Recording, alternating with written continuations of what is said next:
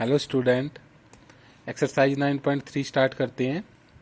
Exercise 9.1 थी जो आपकी, वो डायरेक्ट के बारे में थी, और जो एक्सरसाइज 9.2 थी वो आपकी इनवर्स के बारे में थी। और जो ये 9.3 है, इसमें जो है दोनों की मिक्सिंग है। ओके, दोनों की मिक्सिंग है। आपको ये देखना पड़ेगा कि ये डायरेक्ट का केस है या इनवर्स का केस है, फिर उसी के अकॉर्डिंग हम फॉर्मूला लगाएंगे और क्वेश्चन को सोल्व करेंगे। ओके, अब देखिए फर्स्ट क्वेश्चन है, Ranjit can finish his work in 25 days working 8 hour a day. Daily वो 8 आवर काम करके किसी काम को 25 डेज में कंप्लीट कर देता है। ओके, तो ये है आपका टाइम पर डे और ये है आपका total number of days. If he wants to finish the same work in 20 days, अगर उस काम को वो 20 दिनों में कंप्लीट करना चाहता है तो उसे डेली कितना काम करना पड़ेगा, कितने टाइम तक काम करना पड़ेगा, कितने घंटे काम करना पड़ेगा, तो ये आपको बताना है। ओके, देखिए इसको कैसे सोल्व करेंगे। Let Ranjit work in a day, मान लिया कि भाई वो 20 दिन में उसे कंप्लीट करने के लिए एक्स आवर के लिए काम करता है डेली। ओके, एक्स आवर के लिए काम करेगा, तो नंबर ऑफ डेज 25 थे और आवर इन 1 डेज 8 आवर थे। ओके, एक दिन में वो 8 घंटे काम करता था और ये 20 डेज में कंप्लीट करना है, तो कितने घंटे काम करेगा ये आपको बताना है, एक्स की वैल्यू फाइंड करनी है। तो ये कौन सा केस है, सबसे पहले तो ये फाइंड करना है कि ये केस कौन सा है, इनवर्स का है या डायरेक्ट का है। ओके, इनवर्स का है या डायरेक्ट का है, ये कैसे पता लगेगा। देखिए यहाँ पे नंबर ऑफ डेज है कि भाई 25 डेज वो काम करता है डेली 8 घंटा काम करके। ठीक है, तो अगर आप इसको 20 डेज में उसे कंप्लीट करना है तो उसको अपना जो टाइमिंग है वो बढ़ानी पड़ेगी। सिंपल सी बात है कि भाई कम दिनों में उसे काम खत्म करना है तो ज़्यादा देर तक काम करना पड़ेगा। तो यहाँ पे क्या दिखाई दे रहा है कि एक क्वांटिटी अगर घट रही है तो दूसरी क्या होगी, बढ़ेगी। तो ये किसका केस है, ये इनवर्स का केस है। किसका, इनवर्स का। इनवर्स में तो होता है ना कि एक क्वांटिटी घटेगी तो दूसरी बढ़ेगी और एक बढ़ेगी तो दूसरी कम होगी, डिग्रीज होगी। तो ये इनवर्स का केस आपका। इनवर्स का फॉर्मूला होता है एक्स वाई, यानी कि जो मल्टीप्लाई होती है एक्स वाई की वो कांस्टेंट होती है। 20 मल्टीप्लाई एक्स, इन दोनों की मल्टीप्लाई, और 25 मल्टीप्लाई 8, 25 और 8 की मल्टीप्लाई इक्वल रखेंगे। एक्स की वैल्यू फाइंड करेंगे, 20 जाके इधर डिवाइड में जाएगा, सोल्व करके आंसर आएगा आपका 10 आवर। तो उसको 20 डेज में उस काम को कंप्लीट करने के लिए डेली 10 आवर जो है वर्क करना पड़ेगा डेली। ओके, 10 घंटे काम करना पड़ेगा। अब देखिए क्वेश्चन नंबर 2 है, Udit can complete his work in 10 days, what amount of work will he complete in 8 days. भाई एक काम को वो 10 दिनों में करता है तो 8 दिनों में वो कितना काम करेगा ये बताना है। ठीक है, तो देखिए मान लेते कि वो 8 दिनों में कितना काम करेगा, एक्स काम करेगा। ठीक है, तो टेबल बनाई, कितना काम कर रहा है, एक काम कर रहा है 10 दिनों में, तो 8 दिन में कितना काम करेगा, एक्स। तो हमें एक्स की वैल्यू फाइंड करनी है। तो ये कौन सा केस है, ये डायरेक्ट इनवर्स का केस है, डायरेक्ट वेरिएशन का केस है। तो ये कैसे पता लगा डायरेक्ट वेरिएशन का केस है कि भाई अगर 10 दिनों में एक काम पूरा होता है तो 8 दिनों में वो काम पूरा थोड़ी होगा, वो काम बचेगा कुछ ना कुछ। यानी कि एक क्वांटिटी कम हो गई है तो दूसरी क्वांटिटी भी कम ही हो जाएगी। तो ये डायरेक्ट का केस है। ओके, तो डायरेक्ट में क्या होता है, एक्स और वाई का रेशो कांस्टेंट होता है, x divide by y equal to constant. फिर दोनों का रेशो लेंगे, x by 8 equal to 1 by 10, cross multiply करेंगे, एक्स की वैल्यू निकालेंगे, सोल्व करके आंसर आ जाएगा 4 बाय 5। तो पूरे वर्क का कितना काम होगा 8 डेज में, 8 दिनों में कितना काम होगा, 4 बाय 5 पार्ट्स होगा सिर्फ। ओके, 4 बाय 5 पार्ट्स काम होगा पूरे का। ओके, तो ये आपका आंसर है 4 बाय 5 पार्ट्स। क्वेश्चन नंबर 3 है,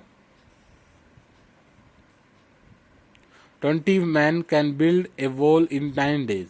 20 आदमी जो है किसी दीवार को 9 दिनों में बना देते हैं। How long would it take 12 man to be build the same wall. उसी दीवार को बनाने के लिए अगर आपके पास 12 आदमी हैं, 12 मैन हैं, तो कितने दिन लगेंगे उसको बनाने में, ये आपको फाइंड करना है। तो सबसे पहले तो क्या करेंगे, लेट करेंगे कि भी मान लिया लेट द 12 मैन कंप्लीट, वो जो उस काम को कितना टाइम लेंगे, time taken by 12 man, x days लिया, मान लो उन्होंने एक्स डेज लिए।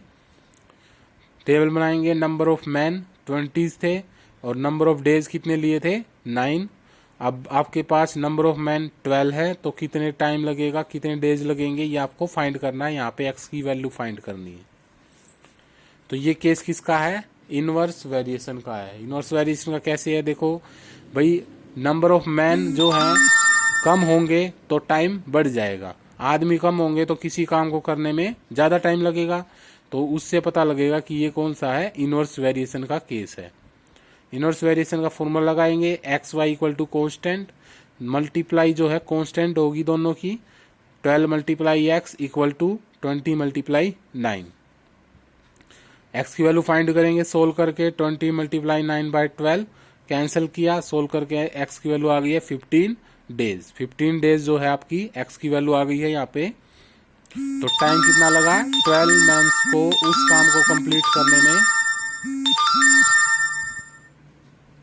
12 मंथ्स को उसी काम को कंप्लीट करने में 15 डेज लगेंगे। ओके, तो आपका आंसर है 15 days. Question number 4, Geetika weaves 20 basket in 30 days, in how many days she will weaves 120 basket. 20 basket को वो 30 दिनों में बनाती है और 120 बास्केट को बनाने में उसे कितना टाइम लगेगा, कितने दिन लगेंगे, ये आपको फाइंड करना है। तो बनाइए, देखिए यहाँ पे मान लेते हैं जो गीतिका है 20 बास्केट बनाती है 30 डेज में, let time taken to weaves 120 basket is x days. मान लेते हैं भाई 120 बास्केट बनाने में उसे एक्स दिन लगते हैं, एक्स डेज लगते हैं। टेबल बनाई, number of basket 20, number of days 30। 20 basket में 30 डेज लग रहे थे, 120 में कितने लगेंगे, एक्स, तो एक्स की वैल्यू फाइंड करनी है। तो ये केस किसका है, डायरेक्ट का। डायरेक्ट का केस कैसी है, अगर बास्केट जो आपको ज्यादा बनानी है तो टाइम भी ज्यादा लगेगा, ओके, बास्केट कम बनानी है तो टाइम भी कम लगेगा। तो एक क्वांटिटी बढ़ रही है तो दूसरी भी बढ़ रही है, और एक घट रही है तो दूसरी भी उसके साथ साथ घट रही है। तो ये आपका कैसा केस है, डायरेक्ट वेरिएशन का केस है। डायरेक्ट में क्या होता है, रेशो जो है इक्वल होते हैं, तो 120 by x equal to 20 by 30। 20x cross multiply किया, 20x equal to 120 multiply 30। X की वैल्यू कितनी आ गई है, 120 मल्टीप्लाई 30 डिवाइड बाय 20। सोल्व करके आंसर आ गया है 180 डेज। तो 120 बास्केट बनाने में उसको कितना टाइम लगेगा, 180। क्वेश्चन नंबर 5 देखिए यहाँ पे, a train 180 metre long is running at a speed of 42 kilometre per hour. Train की लेंथ दे रखी है और उसकी स्पीड दे रखी है 42 kilometre per hour. How much time will it take to pass a man standing on a platform. अब एक जो मैन है वो प्लेटफॉर्म पर खड़ा हुआ है, एक आदमी प्लेटफॉर्म पर खड़ा हुआ है, उसको क्रॉस करने में वो जो है कितना टाइम लेगी, ये आपको बताना है, फाइंड करना है। ठीक है, तो देखिए length of train 280 metre given है, स्पीड क्या है 42 किलोमीटर पर आवर। ये किलोमीटर पर आवर में है और जो डिस्टेंस है, जो लेंथ है वो मीटर में है, तो हमें इसको कन्वर्ट करना पड़ेगा मीटर पर सेकंड में।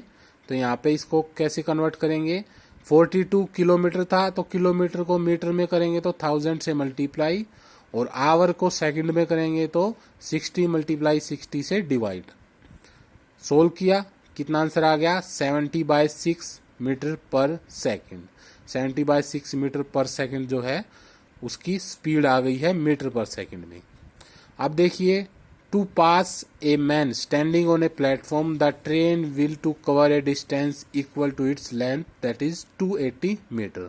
अगर किसी भी आदमी को उसे प्लेटफॉर्म पर से क्रॉस करना है तो उसको कितनी डिस्टेंस कवर करनी पड़ेगी, जितनी लंबी वो ट्रेन होती है उतनी ही डिस्टेंस कवर करनी पड़ेगी उसको क्रॉस करने के लिए, पास करने के लिए। तो ट्रेन की लेंथ कितनी है, 280 मीटर है, तो उतनी ही डिस्टेंस उसको कवर करनी पड़ेगी। तो मान लिया कि जो उसे टाइम लगेगा x सेकंड लगेंगे, तो डिस्टेंस टेबल बनाई, डिस्टेंस टाइम सेकंड में और डिस्टेंस मीटर में। तो 70/6 मीटर डिस्टेंस कवर करती है वो 1 सेकंड में, क्योंकि उसकी स्पीड क्या थी 70/6 मीटर पर सेकंड। तो 1 सेकंड के अंदर वो कितनी डिस्टेंस कवर करेगी 70/6 मीटर। और 280 मीटर डिस्टेंस कवर करने में उसे कितना टाइम लगेगा ये आपको बताना है उसे। ठीक है, तो ये किसका केस है, ये डायरेक्ट का केस है। अगर डिस्टेंस ज़्यादा कवर करनी है तो टाइम भी ज़्यादा लगेगा, डिस्टेंस कम कवर करनी है तो टाइम भी कम लगेगा। तो ये कौन सा केस हो गया, डायरेक्ट का केस हो गया। ओके, डायरेक्ट में क्या होता है, रेशो जो है इक्वल होते हैं, 280 divide by x equal to 70/6। Cross multiply किया, एक्स की वैल्यू क्या आ गई है यहाँ पे 280 मल्टीप्लाई 6/70। इसको सोल्व करेंगे, आंसर क्या आ जाएगा आपका 24 सेकेंड। तो उस मैन को पास करने में कितना टाइम लगेगा, ओनली 24 सेकेंड लगेंगे उसको क्रॉस करने में। ओके, तो ये आपके क्वेश्चन नंबर 5 तक हो गए हैं। बाकी की जो इस एक्सरसाइज के क्वेश्चन है वो हम कल कंप्लीट करेंगे एक्सरसाइज को। Thank you.